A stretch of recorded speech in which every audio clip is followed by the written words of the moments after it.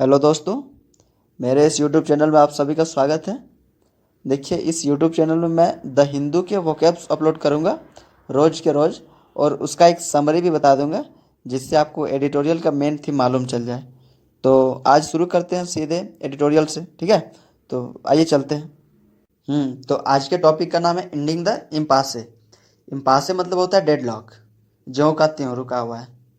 तो ये जो इम्पासे है, एडिटोरियल में इंडिया और चाइना के बीच के जो रिश्ते हैं ना, उन पर बेस्ड एक्सप्लेन कर दिया गया है। तो इंडिया और चाइना के बीच जो रिश्ते हैं ना, वो अच्छे डेवलपमेंट नहीं हो रहे, उनमें कोई भी इम्प्रूवमेंट दिख नहीं रहा है। तो इस कारण इसका नाम दिया गया है एंडिंग द इम्पासे, मतलब कि कम से कम इस डेडलॉक को तो ख़त्म करो। तो अब अगला लाइन पढ़ लेते हैं, क्या बता रहा है। India China can not put the distrust of the past behind without resolving the border issue. मतलब इंडिया चाइना जो है, वो अपने पास्ट के डिस्ट्रस्ट को भूल नहीं सकते या पीछे नहीं रख सकते बिना बॉर्डर इशू को सॉल्व किए हुए। तो ऐसे सुनने में तो ये इन्फॉर्मेटिव भी लग रहा है, बट आगे पढ़ लेते हैं, अपने आप इसका टोन पता चल जाएगा। एलएसी पर जो कॉन्फ्लिक्ट हुआ था, वो अभी तक सुलझा ही नहीं है, ठीक ही नहीं हुआ अभी तक। हजारों सोल्जर दोनों तरफ से डिप्लॉय भी कर दिए गए हैं अभी। हमारे और चाइना के जो एक्सटर्नल अफेयर मिनिस्टर हैं, उनके बीच एक मीटिंग हुआ दुशानबे में। यहाँ पता है क्या हुआ? ये जो चाइना है, इतना बदमाश है कि क्या कहें। इन दोनों के बीच एक एग्रीमेंट हुआ। एग्रीमेंट में ये कहा गया कि अब आप लोग लड़ाई पीट मारपीट वगैरह नहीं करेंगे, ना लड़ाई करेंगे ना मारपीट करेंगे। पर इस एग्रीमेंट को अभी तक फॉलो नहीं किया गया है पूरी तरह से। अभी आप देखिए, ये इतना बदमाश है कि क्या बोले। हमारे एक्सटर्नल मिनिस्टर का कहना यह है कि रिश्ते अच्छे होना बहुत ज़रूरी है।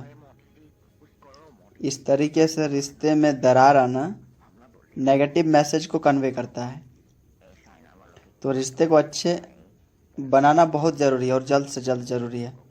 लेकिन ये जो चाइना है, वो रिश्ते अच्छे करने के मूड में है ही नहीं। इंडिया बार बार यही कहता रहा, ये भाई रिश्ते अच्छे कर ले, दोस्ती कर ले, बंद कर ये झगड़ा झंझट, पर नहीं।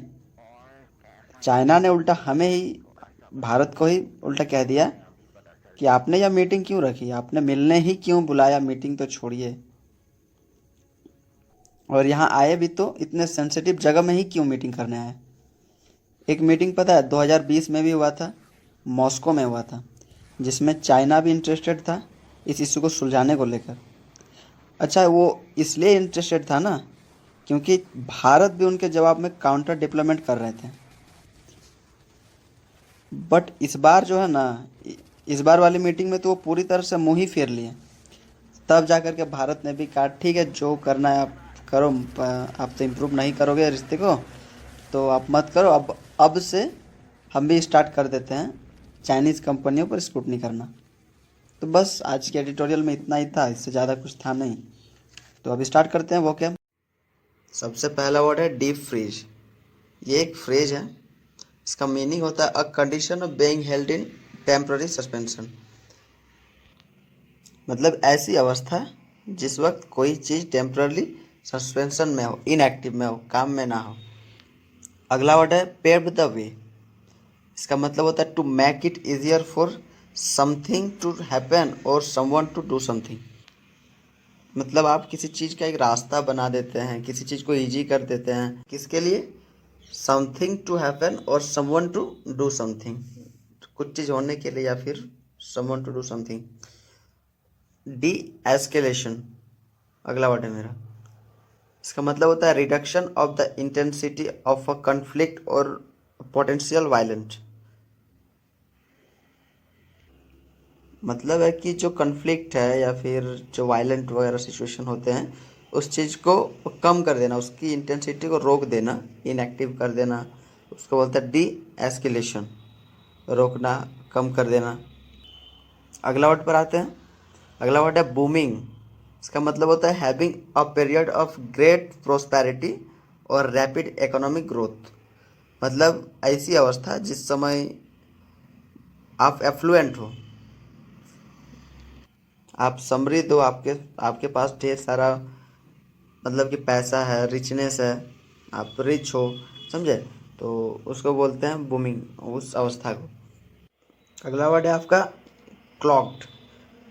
क्लॉक्ड मतलब होता है हाइड, कुछ चीज़ें छुपाना जो डिस्गाइज हो, समझे? तो क्लॉक्ड मतलब हाइड करना। अगला वर्ड है स्टेटस को। इसका मतलब होता है द करंट सिचुएशन, जो अभी चल रहा है फिलहाल का सिचुएशन, उसको बोलते हैं status Q. Dragging his feet, अगला वर्ड है मेरा। इसका मतलब होता है बी डेलिबरेटली स्लो और रिलक्टेंट टू एक्ट। मतलब अगर आपको कोई चीज़ ना करने की इच्छा हो फिर भी आप बस ऐसे ही काम को किए जा रहे हैं, आपकी इच्छा ना हो, तो उस चीज़ को बोलते हैं ड्रैगिंग हिज फीट। मन ना हो फिर भी वो काम आप किए जा रहे हैं। अगला वर्ड है टू डॉग समवन। इसका मतलब होता है टू जज और क्रिटिसाइज समवन फॉर समथिंग। आप किसी को किसी चीज़ के लिए जज करते हो या फिर उनको क्रिटिसाइज करते हो, तो उस चीज़ को बोलते हैं टू डॉग समवन। अगला वर्ड है आपका प्रोपेल्ड। इसका मतलब होता है ड्राइव और पुश समथिंग फॉरवर्ड। मतलब आप किसी चीज़ को आगे धक्का देते हो या ले जाते हो, उसको बोलते हैं प्रोपेल्ड। अगला वर्ड है इम्पासे। इम्पासे मतलब होता है डेडलॉक, जो चीज़ रुकी हुई है, ना ही इम्प्रूव कर रही है ना कुछ। तो अगला वर्ड है egg on. To encourage someone to do something, specially something unwise और बैड।